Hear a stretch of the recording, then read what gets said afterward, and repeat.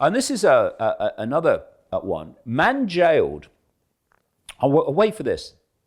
Man jailed on $50,000 bond. This is my headline, you'll guess. By lunatic cops.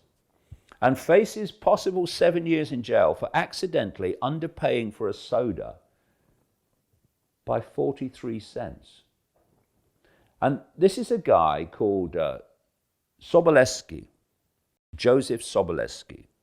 And what happened is he goes in and he sees these sodas that you can get 2 for this price, right? So he only wants 1, right? So he puts $2 on the counter and walks out because he thought, when he worked out what 2 cost and he halved it, he thought that not only was he paying for the one that he paid for, that he took out, but he was leaving a tip for the bloke.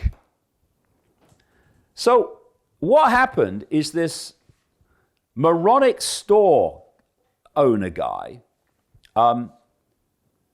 follows him because he underpaid by 43 cents. How did he manage to do that? Because the 2 were on offer, right?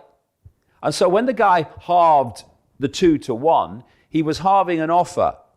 And the 1 would have cost 43 cents more as an individual can of soda. So what happened is the police then arrest this chap.